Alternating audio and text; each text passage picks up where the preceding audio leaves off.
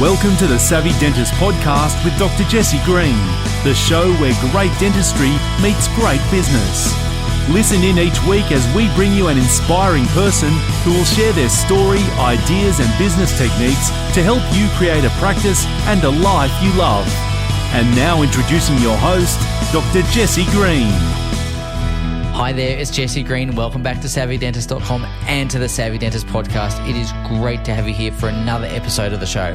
Now, if you're a practice owner who's really motivated, really driven, and aspires to great success in your practice where you're earning more money, having more time off to do the things you want to do, and having a really rich and meaningful life, then I want to share a tool with you, a resource with you that's going to help you get on that path and stay on that path. And the tool I want to share with you is called the High Performance Report. And it's a report that I wrote that gives you some clues, some insights, some actionable strategies to help elevate your practice and to take it to the next level. Now, if you want to get a hold of that report, it's totally free. It's our gift to you as a listener of the podcast. And all you've got to do is go to savvydentist.com/high-performance-report. And it's yours, totally free, our gift to you.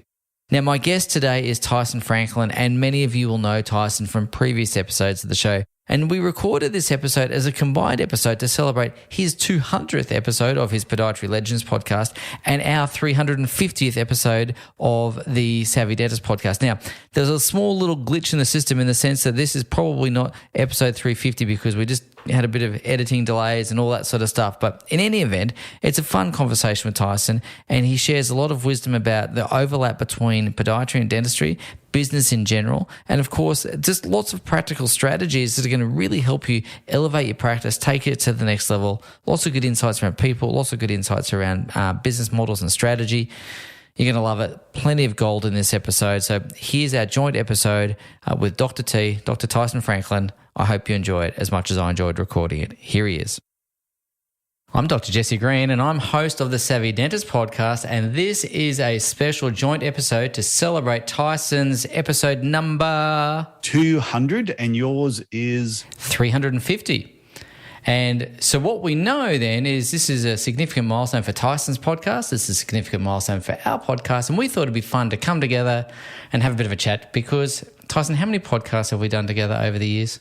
We've done a number on It's No Secret with Dr. T, the podcast I had prior to this one. So if you add those and there's 200 episodes, I've actually done more episodes than you, Jesse. Do you know, I was being so polite and not going there because, ladies and gents, off air, I was having a crack at Tyson about going, 350 versus 200, ha, ha, ha, who's winning? But we all know that to every Batman there's a Robin, and never mind, Tyson, it's okay, mate. So there we go. Okay, Barney Rubble. So we thought we'd get together and talk about what we have learnt over, like my 200 episodes on Podiatry Legends and your 350 on the Savvy Dentist podcast, which I recommend a lot of podiatrists listen to. And your 211, let's not forget those. Now you've brought it up, we got to reference it now, mate.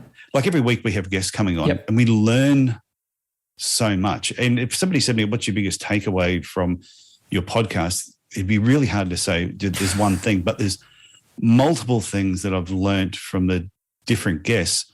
And sometimes I feel really selfish that I get as much out of my podcast as anybody else. 100%. I actually think you get, well, I can't speak for you, but for me, I feel like I'm the luckiest person in the room because I get the questions that I want to ask. Yeah. And I go, I was telling you just a moment ago, I had a conversation with Jim Penman from Jim's Mowing, Jim's Dog Washing, Jim's Everything. And the questions there were just the questions that I was curious and fascinated about. And I'm sure you've had guests the same, mate, where you go, like, this is a really interesting person. I'm not going to get I'm not going to get the opportunity every day to ask this person these questions. I'm going to ask it because I'm curious. So, yeah, I reckon we're the luckiest people in the world, mate. It is a lot of fun. It's fun doing the podcast, but I always find that I have the guests, like if you were on now, and I'm hearing stuff as the conversation's going. But because I go back and then edit it, when I'm editing it, I hear so much more the second time. That's why I say to people, if you listen to a podcast, you really like it, go back and listen to it a second time, even if it's a week later. You'd be surprised what you pick up more the second time. Yeah, I think that's a really good point because I don't go back and do that. Hands up, I'm guilty as charged. But I think it's perhaps something I should do is to go back and listen to those podcasts because I'm sure I'd pick up some extra things. And I know you've made that comment to me before, mate, where in that editing process that you go through, you're picking up lots of pearls of wisdom for your own life, your own business, as well as obviously for your guests as well. Yeah. But I'm curious to ask you a question, Tyson. And I know we can't reduce it to one thing because there's, you've got 411 episodes in the bag.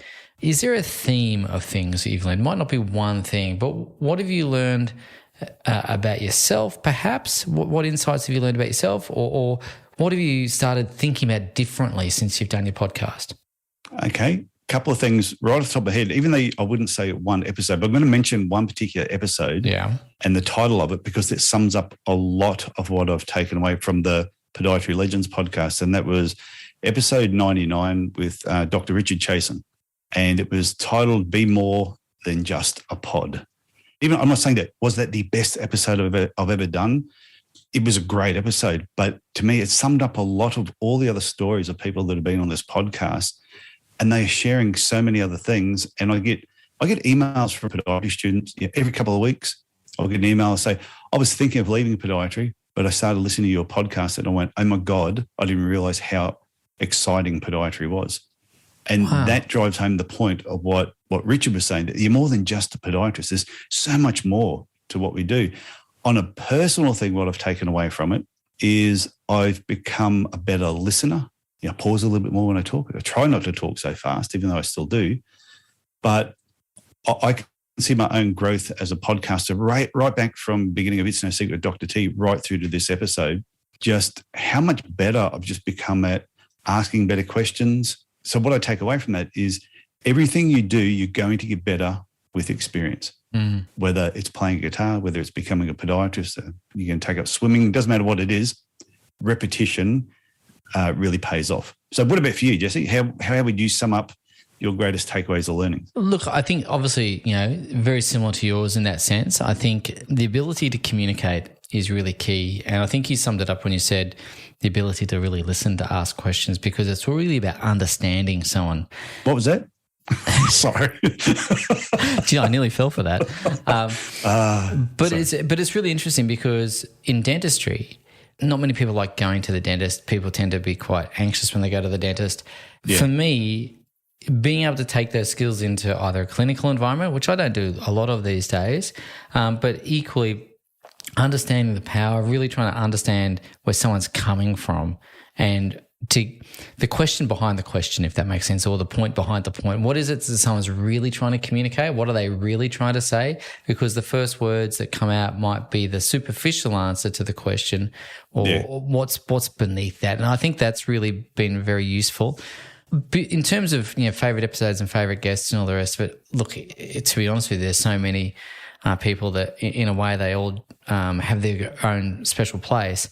And maybe it's recency bias. I'm sure there's an element of that to it. But the podcast... I agree. Yeah, the podcast I just got off with Jim, he spoke a lot about meaning and purpose, and he spoke a lot about it's not just the job you do, it's why you do it, and having some real meaning behind what we do. And in podiatry, dentistry, there's that real human connection piece. And in the work that I do, one of our core ethoses is really around building community around our as a sense of community within our coaching group. And that's really interesting on lots of different levels because I think that it's a basic human need to feel that connection, but it's also just really good for business as well. And you don't do it necessarily for business reasons, but the happy byproduct is good business outcome. So yeah, probably recency bias with that, mate, because it's fresh in my mind. So yeah, there we go. So even though my podcast is a podiatry podcast, yours is the Savvy Dentist podcast, but you have a lot more guests who aren't dentists though. On your show. Yeah, our show probably in a way a bit like the It's No Secret podcast in a sense it's a business show for dentists, and the whole premise of our show is not invented here. It's like, what can we learn from other industries, from podiatrists? What can dentists learn from podiatrists? What can we learn from Jim's mowing franchisees? What can we learn from one of my guests, David Boucher, is a furniture craftsman, and he builds Art Deco pieces of furniture that, he's built an interior of a Rolls Royce. What sort of things can you learn about that? And it was fascinating. So I think that's the whole premise of our show. But what I really like about your show as well, because it is quite industry specific, industry relevant, but you're also approaching it from a business perspective too, right? And so there's good insights and good little life experiences and takeaways from your guests. So I think it's really good. Yeah, well, the whole idea when I did the podcast, it was to help podiatrists feel, see, and think differently about the podiatry profession. That was the goal of it. And it was never supposed to be a technical podcast in any way. You're not talking heel pain, are you? But we have spoken about heel pain. That's the thing. And of course, yeah. But as time's gone on, I've had a few guests that have sort of talked about different topics through from dermatology to wound management, and they have actually been really popular episodes. Wow. But the show was never supposed to go down that path, but some of those episodes have been really, really popular, talking about blisters of all things. Okay. Was a really popular episode, but there was still a human element to it. Yeah. So even though we may be talking about, like foot dermatology or using Swift in your clinic for treating warts, I still went back and spoke to the podiatrist about who they were, why they got into podiatry. Swift as in the banking system? No, Swift is in its machine for treating warts. Okay. Yeah. No banking system is going to get rid of wart. That's what I was going to say. Wow, that's slap it with your credit card and see what happens. Well, I reckon that's the whole podiatry business model right there, isn't it? You heard it here first, folks. Yeah, well, dentists, what can I say? Yeah, so anyway, it's one of those things that, it was supposed to be really focused more on business, but it's become more of a storytelling podcast where people are telling us stories about why they got into podiatry and then what they're doing with it. And I just get excited every time I get a guest on. Let me ask you a question, Tyson, because you interview podiatrists, and the whole concept is Podiatry Legends. Yeah. Help me understand where the name came from and why Legends. Yeah, that's a good question, isn't it? It came about because when I looked up the definition of legends, it was someone that had done something amazing in their lifetime or in their career, or was notorious in some way. So I looked at that. Most podiatrists aren't notorious, but a lot of them had done some amazing things. So I wanted to bring those amazing stories to light. And nearly every podiatrist that comes on, other than myself and a few others, have said, no, we're not legends. And I'm going, okay, I'll just accept it. But nearly every podiatrist that comes is so humble. And then some of these people have done some amazing things in the profession, and they're like, I'm just an average podiatrist that just went through and just did the work. And I think it's good for every podiatrist and even dentists that are listening to anybody, is just if you do the work, you get the rewards. But Stephen Pressfield talks a lot about that, actually doing the work. And he talks in his book called War of Art, and he's got another one which is called Turning Pro. And in there he talks about the need to overcome resistance. And I'm going to, butcher it. Totally butcher it. But, that's okay. But he talks about most people, or a lot of people, wait to feel inspired before they do the work. And his perspective is, as a writer, inspiration turns up at 9 a.m. every morning when he sits down at his keyboard, right? Yeah. So does that resonate with podiatry as well? Because it certainly does in dentistry, doing the work, learning the skills, mastering the fundamentals, all those sorts of things are important. I imagine they are for you too, but what's coming out of that for you? Well, I posted a quote a couple of weeks ago, and it actually said, you're never, ever going to be motivated all the time. Therefore, you need to learn to be disciplined. And to me, that is exactly what you're saying. You need to do the work. And sometimes you're motivated to do the work, and other times you just don't want to do it. So therefore, you've got to be disciplined to do it. And also a while back, I like to shoot a video once a week for the Podiatry Business Owners Club. And that's my Facebook group. If you happen to listen to this and you want to join the Podiatry Business Owners Club, if you're a podiatrist, come on over. And if you're a dentist, go to the Savvy Dentist Facebook group. Definitely. I was going to shoot this video and I just didn't feel like doing it. I just went, what? I don't want to shoot this video. I just don't want to do it. So I shot a video explaining why I didn't want to shoot a video. And what was funny, I got a lot of feedback on that one. Everyone's going, I know exactly what you mean. But I knew what was funny. by the time I finished the video, I said, I knew by the time I finished this video, I was glad I did the video, and now I feel like doing the video. So it was just, if I just waited for motivation to let me do it, I wouldn't have done it. Yeah. But it was the discipline that I've learned that I just needed to do it. There's a great saying that you either suffer the pain of discipline or the pain of regret. Oh, yeah. And I was using that quote around the house with the kids on something or other.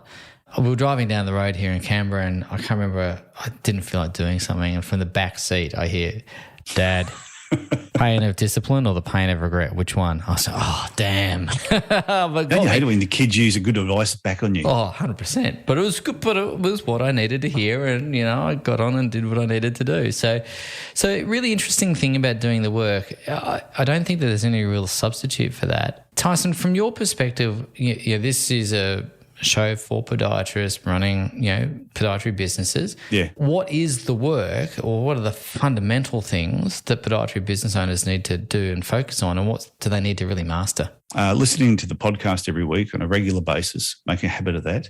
And I'm not saying not just my podcast, the Savvy Dentist podcast. You tell dentists to do the same thing. I think it's really important to forget about everything else, is get in the habit of constantly keeping your mindset positive. So a mutual friend, Dave Freeze, talks about marketing, for example, and he'll say there's tactical level, strategic level, and he always goes on about, and there's meta level. And meta level is mindset. He says, so if you've got a really negative mindset and you're trying to come up with a marketing strategy, it's going to be a really crappy strategy because your mind's just not in the right place. Yeah. But if you're constantly feeding your mind with good stuff, podcasts, books, getting on webinars and taking in positive information, not just constantly technical information, you're going to have a positive mindset. And then because you're looking at things differently, your strategy is going to be better. It's going to be far better in everything that you do. And one of my guests that's a prolific serial offender on my show, Jonathan Small, who Jonathan would be listening to this going, I have to get mentioned in this somewhere. But Jonathan's been on the podcast 7 times. One of the most positive people I've ever met. I met him over in Liverpool. I stayed at his house. We had burgers together. His wife, Diane, made these amazing hamburgers because they knew I like hamburgers. Yeah. But he's such a positive person to be around. And so I think you've got to take in information. Yep. The other part is you've got to find people that inspire and motivate you in your life, whether you meet them face to face, whether you're just talking to them on Zoom. And this is why you and we chat all the time. We do. And this has got nothing to do yet with even learning anything about podiatry. This is life. Ladies and gents, I'm going to tell you that I get lots of jokes through text or SMS or Facebook Messenger from Tyson, and like a lot of jokes, right? And they're always funny and they always make me laugh. And my wife Miranda always says to me, Tyson's one of those guys that always makes you feel better for the interaction. And it's very true. And I think that you're right. I think surrounding yourself with people like that you feel better for the experience is really important, because this is just a perspective, and it doesn't mean it's right and doesn't mean it's wrong. But my perspective is that there's enough negativity in the world. We don't need to go out and look for it. It's there. And so I think that there's a really important thing about protecting your mindset. And I think consciously surrounding yourself with, what do they say? The top 5 people in your life are the ones you become the average of, and all the rest of it, or the 5 people you spend the most time with. And I think if you are hanging around with positive and upbeat people that make you laugh, people that make you feel better for that interaction, that's got to be a positive thing for your mindset. And I'm sure, from Dave Freeze's perspective, then you're going to be in a more, I suppose, resourceful state to come up with a marketing campaign or do whatever it is. What do you make of that, mate? Where does humour fit into it for you? Well, I did in my 12-week podiatry business reboot that I've been doing the last 2 years. And one of the things I talk about right at the beginning of what are your values and what are your top values in life. And with me, whether it was work or whether it's home, fun has always been a really high priority. And I remember my mum, let's go back a few years. So my dad died when he was 49, I was 17. And what happened when my dad died is a little bit of the fun left our house, as you could expect. Of course. So you go ahead, 30 years or whatever, and my mum was visiting me in Cairns, and my daughter Tia was with us and Christine. And Mum was just sitting back, just watching us and all that. And then whenever I went to bed, she came up to me, she went, this house is so much fun to be in. Oh, isn't that nice? She goes, this reminds me so much when you were kids growing up, just the fun and laughter we used to always have in our house. And that's the way I've always been. When my brother comes up, he says the same thing. When I'm at his place, when you and I get together, when I used to go in the clinic, we were always just having fun. And even the people I do coaching with. Yep, fun. I make coaching fun. And at the same time, they learn. And a few of them have said, I can't see this relationship ever ending because I get so much and I get so inspired every time we get together. And therefore, I think I attract people in my life who are the same way, like yourself. Well, I like to think we do have a lot of fun together, Tyson. I know that, again, my wife will say, oh, my God, you'd like 2 13-year-old boys and 50-year-old bodies. But, that's probably a different comment altogether. But she's probably talking about our puerile jokes, perhaps. But I do think fun is really important. But coming back to the values thing, because fun is one of your core values. And I think the thing around that, there'll be people listening to this podcast who it may be a core value for them too, but there'll be some that perhaps, they've got a different set of core values. And that's okay too. But I think what I'm taking out of this, and certainly what we try to teach our guys in our coaching program, is whatever your values are is fine. If it's not fun, maybe your value is family, or maybe your value is something else. But as long as you're living a life that is true and congruent with those values, then you're going to get that sense of fulfillment. You're going to feel at ease with the world. But it seems to be when you're living out of whack with that. And it reminds me, Tyson, I did some work with a guy called Dr. John DeMartini a little while ago. Yeah. Really interesting fella. We had him come and speak to our clients, and good dude. And we're having a conversation.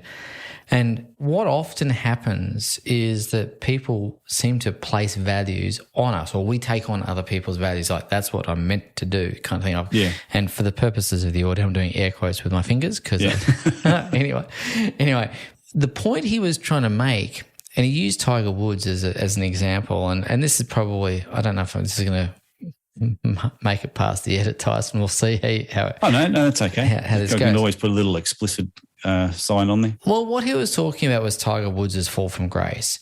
And, Tiger, top of the world, golfing champion, doing everything, da-da-da-da. And then the news broke about, his relationships with other women and blah, blah, blah, Thinking blah, blah. with the wrong club. Thinking with the wrong club.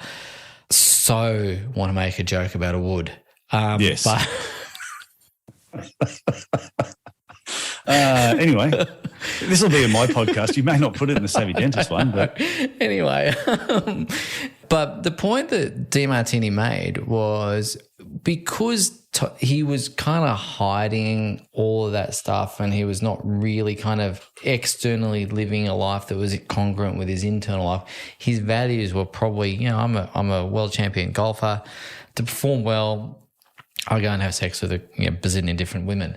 yeah. The comment that came out of that was maybe if he just kind of explained that about himself, this is who I am, and kind of lived that life unapologetically rather than feeling the need to conform to someone else's expectations of him. Now, this is a really extreme example. I understand that. I'm not saying go out and have affairs. I'm not saying any of that sort of stuff. Yeah. But the point being is he was living a life or living according to a set of values that other people had imposed upon him, and how unhappy that made him. And if we take that same concept and apply it to ourselves, if I was to put you in an environment where you needed to be really serious all the time and there was no fun, that's probably not going to last so long or work so well. I could do it for a day. Yeah. Is that the day you hang out with me? Yeah, it's for Jesse Day. That's my Jesse Day. I've got my non-fun day. I'm hanging out with Jesse today. No, I know what you mean, because I gave an example where you can have somebody who you might have say you're the business owner, and your value might be success. Yep. You're really pushing for success. You employ someone whose value is family. It's really important to them. And then you get the shits. Why do they want to take the afternoon off to go to the kids' school carnival?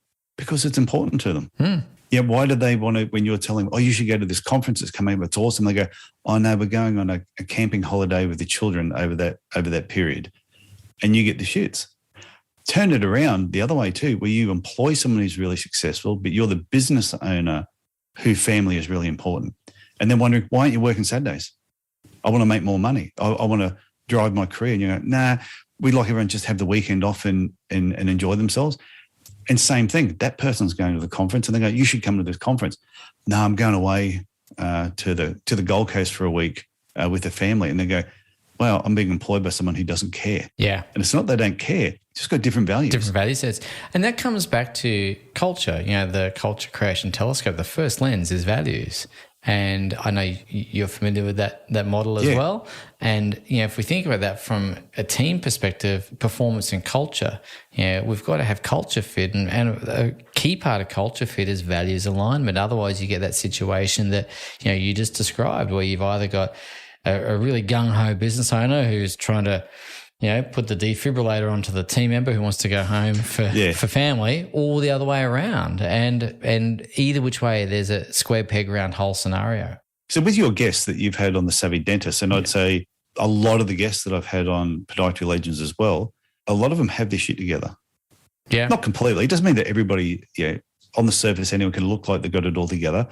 But a lot of my guests, and I've listened to a hell of a lot of episodes on the Savvy Dentist, a lot of these people, they know who they are, they know what they want, and they know what makes them happy, which is why they're usually successful in the field of dentistry, podiatry, or outside of it. Yeah, it's like they're comfortable in their own skin a bit, isn't it? And as you say, they know who they are and they're living a life that's purposeful for them. And I think, again, another quote that I'm about to butcher for you, mate, is... I think everyone's used to it by now. That's right. Like, we're 27 minutes in, mate, so, they should be used to me stuffing things up by now. The quote I'm about to butcher is, I think, something along the lines of success without fulfillment is the ultimate failure. When you said you've got those guests that come on, and I've had guests that come on, they've got their shit together. Yeah. They've got, what comes out of that for me is a sense of fulfillment. They might have achieved commercial success to, whatever degree, but they're really content. Do you notice that? Yeah. Well, it's no different. Like, I've caught up with people that I've known through university or school or something like that, and they have not achieved massive things in their life if you looked at it financially. But my God, they are the happiest people you'd ever want to meet. Yeah. So for them, they are living the life that they wanted to live. It's not about who's got the biggest house, biggest car, the most money in the bank account. And I know there's certain people, that's how they measure things. But there's a lot of people that don't measure it that way. And to me, it's finding what makes you happy. Yeah, I 100% agree, mate. And this is a really topical thing in some people I'm working with at the moment, people I'm talking to. But it is really about finding that personal definition of success. And everyone's different. What you want, what I want, what our guests want, we're all different. We all have different aspirations, and there's nothing wrong with any of those things as long as they make sense for that particular individual. And I think the key thing though is to make sure you're putting your ladder up the right tree. And if you're building a podiatry business or building a dental business, that you build a business that gives you a life that you love as much as anything else. And that's kind of a life well lived to me, I think, mate. Yeah, it reminds me of one of the guests that I had on Dr. James Kent in the United States, and the episode was called Young, Poor and Single. Oh, yeah, okay. And he's such a nice guy. I met him over in America at a conference, and he just said, when you're first building a business, the best thing to be is young because you've got energy to burn, poor, you got the only way is up. Yeah. You need money. It'll drive you.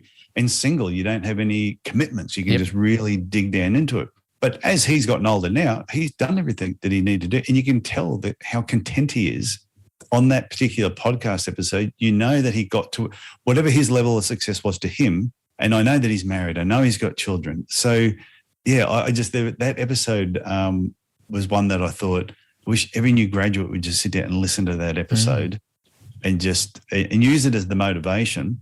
And for people who maybe you're not young anymore, you're old, rich and married, it's also a good place to be. Happy days. Well, I think that's a good one. But on that point, Tyson, I was talking to one of our clients who Barry. Oh, Barry's the nicest guy in the world. Yep, he's a really good fella. I'm looking over your shoulder. I'm looking at Podiatry Legends, and I would put Barry in the category of dental legend. He's just a really good fella. Very wise, very thoughtful, very considered. And he's a Kiwi. Oh, yeah, I know. But he is like I said, he is just the nicest person you want to meet. And I've seen him interacting with younger dentists in your group. Yep. And he was openly sharing everything. He doesn't hide. He's not afraid, I don't want to tell him my inner secrets. Tells him everything. Everything. But what's been really interesting, because Barry's a little bit older than me, probably not quite as old as you. You look older than Barry. Sorry, I didn't realise. I know Barry's holding up pretty well. He does dragon boating, I think. He does.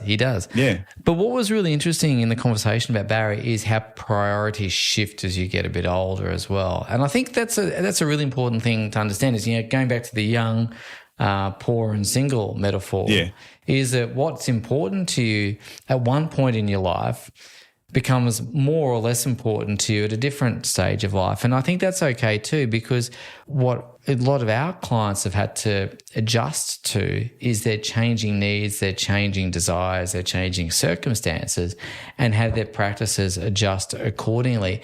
Have you seen that over the course of podiatry as well? Do you see the clients that you coach, when they're young and hungry, really, go, and then mellow out a little bit as they get a bit older? Is that something? I'm sure it depends what you've done through your career. But a lot of the younger podiatrists that have got a lot more get up and go, a lot more fire, and they've got the energy to do it, and they're enthusiastic. But a lot of people I've done coaching with have been slightly older, more mature, but really going for it. But have still got that fire in their belly, and they just want to do it better. They feel they've been working really hard, and they're like a duck treading water, and they're not really sort of going too far. But even my own priorities changed. So, an example, when I was younger, always wanted to have 911 Porsche. I want to get a 911 Porsche. I was driving a Volkswagen at the time, a 66 Volkswagen. When I was really young, wanted a 911 Porsche. Yeah. Move ahead 30-something years. Yeah. I could go and buy a 911 Porsche. Do you know what I want right now? I want Beetle. to get a a 1966 hotted up VW Beetle. Probably more expensive than the Porsche these days too. It could be too. But it's one of those things that you sort of, I think when you're younger, what you want, and then as you get older, like you said, your priorities change, and it's sort of, it's the importance of things as well. 100%. And just to clarify something, I didn't mean to infer that motivation disappears or wanes. Oh, no. It's just that their motivation is applied in different areas of their life. And I think you're right, we talk about a hierarchy of needs, much like Maslow's hierarchy of needs in life. We talk about a business hierarchy of needs, and the first one is money, and then time, and then meaning. And so, kind of once money's taken care of, we all need it. It's all part of the world. Then I think, like you said, time and meaning and fulfillment, all those other things become the area that we want to explore more and achieve more in, and all that sort of stuff. So I think you're spot on, mate. So some of the younger ones too, that they're looking at podiatry differently as well. In what way? They don't want to be just another podiatrist. Yeah. They're like what Richard Chase said, you're more than just a podiatrist, you're whatever you want to be. And a lot of them are setting up clinics that are a little bit different. Yeah. And some of the young ones are holding off and not getting jobs straight away. They're waiting for the better job to sort of come about, or they're only working part-time. And I've heard that from podiatrists that I've worked with, that there's a lot of younger podiatrists now that would rather work 4 days a week and have a 3-day weekend than work 5 days. The lifestyle, the lifestyle's a little bit more important. And that's coming back to those values. If that's an important value for that person, then great. Knock yourself out. I think, again, it's what you said earlier. It's about being true to yourself and living congruently with that, Tyson. I think, there's no right, there's no wrong. If it's 4 days a week, 3 days a week, 6 days a week, if that's what's important to that person, then giddy up, go for it, I say, mate. Hey, question for you. Yeah. Just as you reflect on your 200th episode of the Podiatry Legends podcast, and again, knowing that we can't. And the 350th Savvy Dentist podcast, yes. Yeah. What I wanted to ask. Which you may not release. Well, after my joke about wood before, I'm still a bit twitchy. My audience is probably not used to me in that regard. But and that's the thing. I'll point something out. So Jesse and I, the reason we get on is we're a little bit different. And do you think? Yeah, and Jesse's podcast and his coaching group and all that is used to Jesse probably being a little bit more reserved, and I tend to bring the worst out of him. Yeah. So this is a really interesting comment. No, seriously, if we go back to congruence and values, I don't think that there's an incongruence there. It's just that you share parts of your life in certain environments and other parts of your life in other environments, right?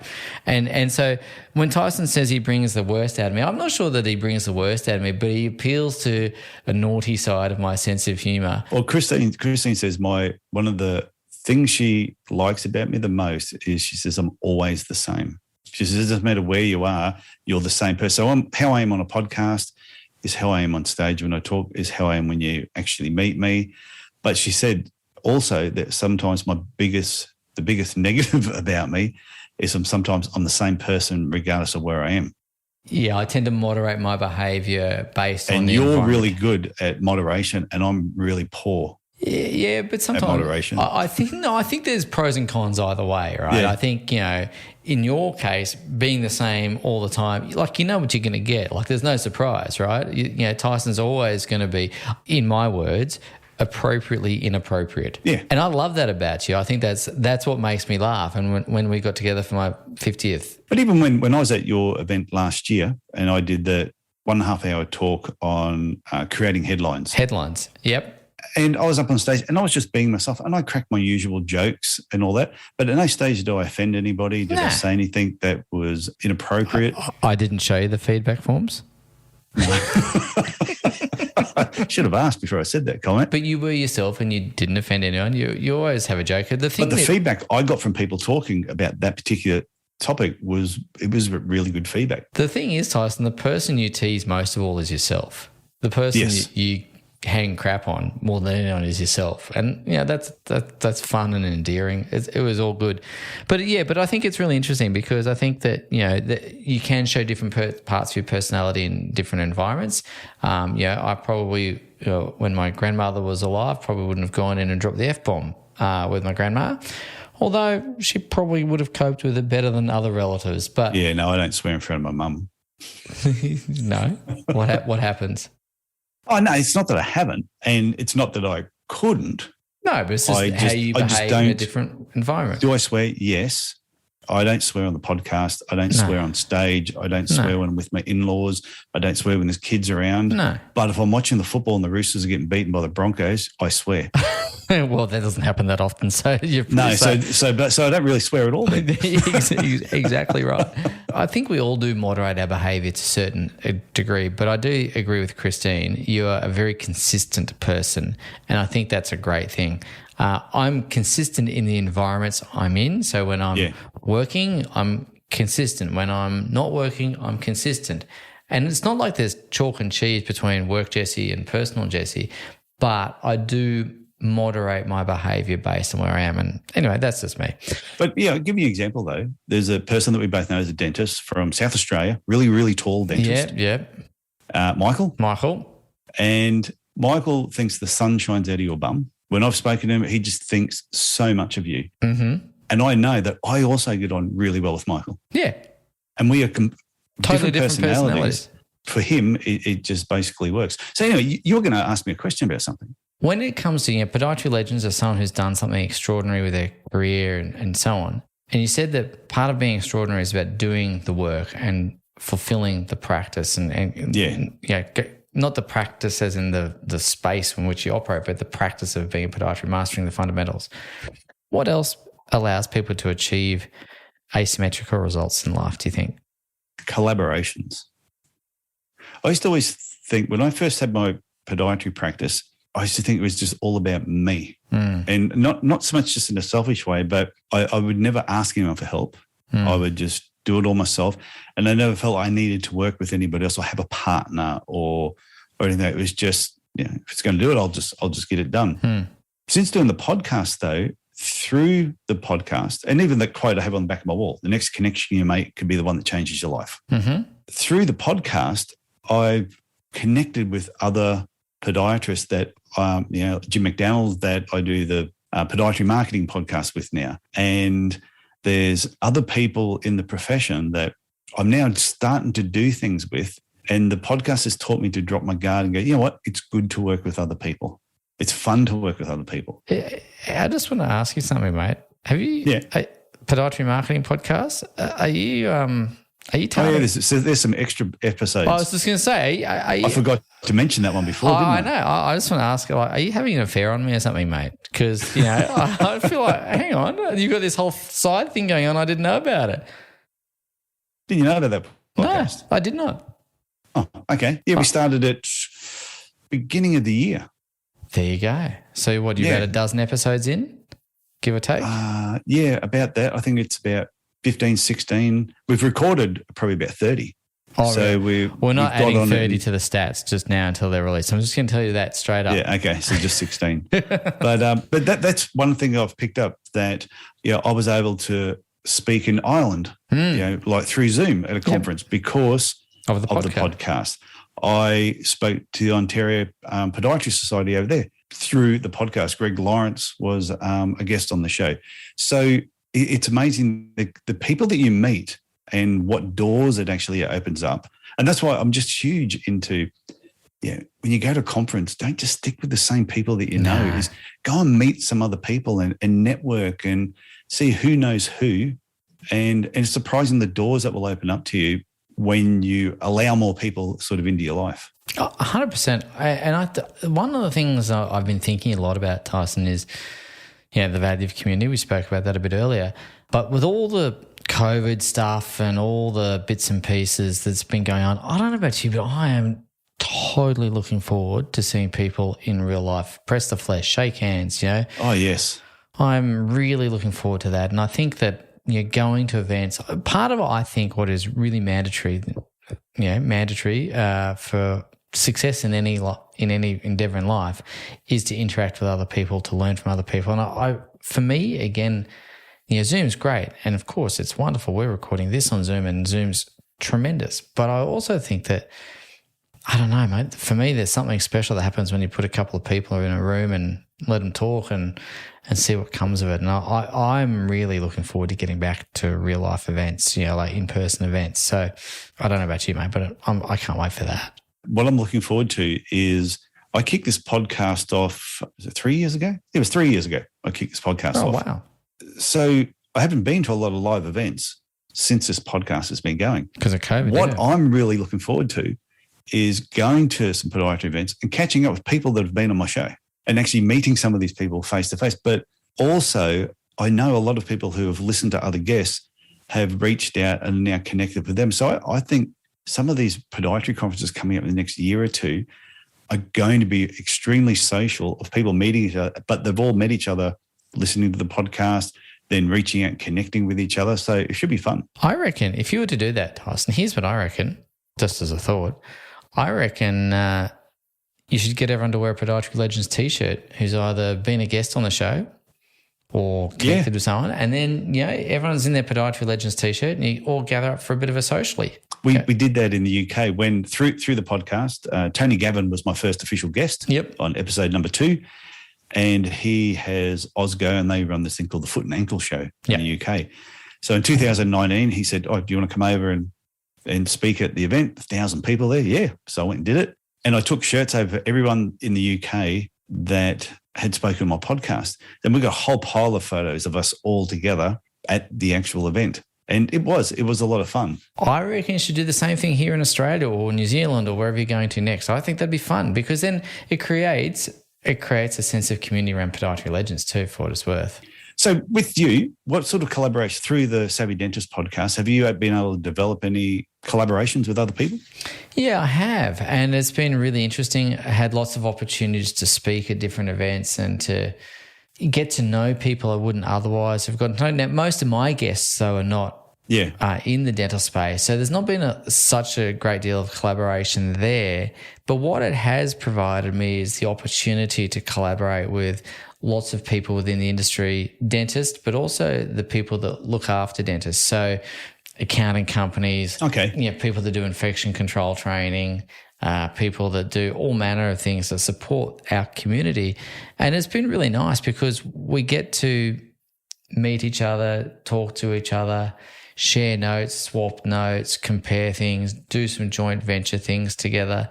And in actual fact, we're about to launch another business off the back of that of those collaborations. And so we've got a whole new business developing, really, which came as a collaboration from the podcast. So yeah, we've been really, really pleased with that. So it's been good. It's been good. I actually got to collaborate with another couple of podcasters as well. Three of us got together to form a CPD directory site called CPD Junkie. And, that was 3 podcasters just hanging out, talking about microphones and cool stuff. Hey, so what you're thinking on podcasting as a marketing platform? Well, I think it's great. Are you talking about for brick and mortar businesses? Yeah, for like a brick and mortar business. Like a dental practice or a podiatry practice? Like other health professionals. Because I've often said, if you did a podcast, because I know that there's a lot more podiatry podcasts around these days that are competing with the Podiatry Legends podcast. And I have a little bit of a listen to them every now and then. Yep. And they're different, because they've all got different angles on it. But I'm thinking using podcasting as a marketing tool in your own business, in your area, like you create, say, a small business podcast and market, promoted by ABC Podiatry. Yeah, look, I absolutely think there is. And look, mate, I've been podcasting now for 6 years. When I started, I was probably the first, if not the first, one of the first dental podcasts here in Australia. Now, like in podiatry, there's quite a few dental podcasts and so on. But I don't think people have really cottoned on to the opportunity that it does present for a podiatry practice or a dental practice as a marketing strategy there. But I think, if I was to do that, I'm just thinking on my feet here, Tyson, I don't think that there'd be a great podcast for, I live in Canberra, for example. Hey, let's talk teeth in Canberra for, an hour every week. I don't think that we're going to get, it'll be me and my mum listening every week and that'll be about it. So I think you've got to come at it with a different angle, and I think it is a small business podcast or the Canberra Health Show or... I've even thought about, like, if you like, say, for example, gin. Yeah. Say you like gin or whiskey, and you do a local gin or whiskey podcast and you're talking about a different gin or whiskey, you're going to find a certain niche of patients that we like gin and whiskey. You're going to find other business people in the area that like gin and whiskey. And gin at the moment, there's a gin distillery on every corner. Yeah, that's really taken off, hasn't it? I like gin. I like gin a lot. Yeah, I've got a friend of mine who runs a diamond shop, and in his diamond shop, he's got a whiskey bar and a gin bar, and he runs whiskey nights and gin nights, and he promotes that. And then, hey, presto, while the punters are having a scotch, they're checking out the diamonds. They don't get hammered and buy diamonds, but it is definitely a form of marketing for his diamond shop. But it's the same thing. I think you could do anything with podcasts. You just got to be a bit creative. And I think one of the things I really, in dentistry, that I think no one teaches you how to market a dental practice. I'm sure it's the same podiatry. No one gives you any of those skills. But I really think the business is a creative pursuit. I think the ability to build a practice is something you're only limited by imagination. So I think that, totally a podcast. Coming back to your question, 100%. Has anyone done it that I'm aware of? No, but I think that people can and should do it, and it's about finding the right angle. Yeah, well, I had a guest, Damien Goff, who's been on the podcast. Yep. He set up a podcast called You Minor Podiatry. Yeah. And I think he was talking about podiatry and health in that particular area. Yeah. And him and I came up with this podcast when he was at a marketing workshop I was doing on the Gold Coast. And then we were both going to the airport at the same time. And I said, hey, do you want to come into the Qantas Club? So he came in, and we had about 4 hours or 5 hours before our flights. And we got in there and we just were talking about if he was going to do a podcast, different angles he could do. And he went off and did it. And how's it going? Yeah. Yeah. As far as I know, it was going pretty well. But that all came about by him being on the podcast too and us getting to know each other.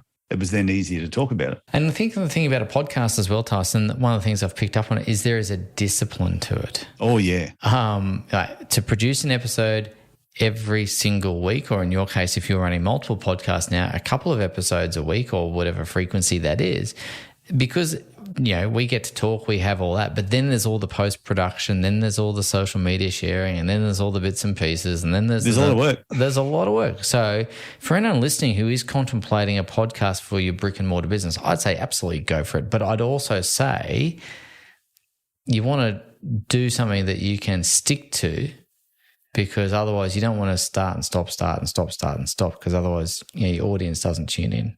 Oh, what is it? Is it 90 3% of podcasts never go past 10 episodes. I heard that stat too. Some ridiculous statistic, because they don't realise it's usually by about the second to third month they start realising, bloody hell, this is a lot of work. So what I'm going to do, you know what we're going to do? Because it's a lot of work, we're going to say we're doing seasons now. So we'll do season 1, we'll come back for season 2 later, and they never come back. The whole seasons thing is a new thing, isn't it? Well, relatively new thing. And I've always wondered what the impetus and thinking was around that. I think they just wanted to do 12 episodes and have a break for a while. Well, I know when I listen to podcasts, the certain podcasts that I listen to, the ones that I like, I hang out for their episode each week. I know which day they're going to come out. Mm-hmm. And some days it might be 1 or 2 days, it might be a little bit different for whatever circumstances going on in their lives, but I know I listen to it every week. And if all of a sudden they said, we're going to have a break for 3 months, you know what? I may never come back to it because I may find something else in the meantime that I prefer, which is why I do the Podiatry Legends every single week without fail. On what day? Tune in, ladies and gents. Tune in on what day, Tyson? It was a Wednesday, but I'm moving it to a Thursday now. Huh. It was a Wednesday for ages, and then I moved it to the Thursday because with the Podiatry Marketing podcast, we release on the Monday, Tuesday. So I wanted there to be a little bit of a gap so I wasn't straight after the next one. Got it. So that was the plan. So people could have time to listen to both. But now they've got to fit in the Savvy Dentist podcast as well. Which is a Wednesday, so we fit neatly between the two. So Tuesday, Wednesday, Thursday. You're covered. The midweek's all taken care of. Covered, yeah. We got you covered. Same bad time, same bad channel. Before we finish up, because I'm just looking at the time and we do have to wrap things up. Yep. Have you got any other final takeaways from having guests on that you want to share before we call it a day? It comes back to what you said earlier. I think podcasting has taught me to listen intently and to listen deliberately. And I think that's a really good skill in life. It's a great skill for your relationships. It's a great skill for, obviously seeing patients, whether they're a podiatrist or a dentist. But the other thing I've really learned about podcasting is the follow-up question. And that is really to try and get beneath the surface, to get that depth of understanding. So I think, those things I'd share. And I'd say that if anyone really wanted to do a podcast for their brick and mortar business, I'd say do it. I'd say do it because it's fun. You'll meet lots of interesting people. Oh, definitely fun. You'll have great conversations. You'll learn stuff that you wouldn't even have thought you'd learn. And as you said earlier, Tyson, I think the podcast host is the luckiest one in the whole room, basically. Oh, I think so. I think it is. And the last thing I want to share with everybody is I just think it was something I learned from Dave Freeze. Yeah. Dave Freeze, who's been on this podcast as well, said everybody you meet can teach you something. Every single person you meet can teach you something, and everybody has a unique story about them. So I look at everything from when I had a group of students on and we did a student episode to having Josh Taylor on, who was a second-year podiatry student, through to having a group of people who had graduated in their first year. Oh, wow. And some of these have been some of the most popular episodes, right through to people listening to this will know the Dannenbergs and the Armstrongs, the people, the Bartholds that have got big names in our profession. And the Franklins. And the Greens, Jesse Green. But I'll throw out Wilson Lawrence, he's cool as well. But everybody's got a story. And I think it's really important when you're out and about and you're meeting people is just realize every single person you bump into has got a story and there's something that you can learn from them. And if you can learn one thing from every person you meet, geez, you're going to have a fun life. Yeah, 100%. Well done. 200, mate. Well done. That's fantastic. You've done. It's gone quick. It has gone quickly. You've been doing this 3 years or thereabouts now. We're going to add in the extra 211 plus, 16 of the others. So you've racked up. Plus. I said to someone this morning, actually, I said, by the time I had It's No Secret, Podiatry Legends, the Podiatry Marketing one, and me being a guest on other shows, I said, I've done over 600 podcasts now, which is probably why I'm really comfortable in front of a microphone. It only took about 450. Yeah, I was going to say. Comfortable. But yeah, by 590, I got to be okay. You got really good. So, and congratulations to you too, Jesse, with the Savvy Dentist podcast. Yeah, thanks, mate. 350. And I recommend everyone go over and check it out, and because you will enjoy it. And same with Tyson's podcast for the dentists listening. Go and check out Podiatry Legends. You will learn something for sure because, as Tyson said, all you've got to do is understand that everyone's got something to teach us, and I think that's a really good way to close the show, mate. Because I think I think there's so. lots of wisdom there. So thanks, mate, for having me. It's been good fun. Okay, bye. Thank you for listening to the Savvy Dentist podcast. For more episodes, go to drjessegreen.com/savvydentist. And to discover how to build a high-performance dental practice, visit drjessegreen.com and download the free report.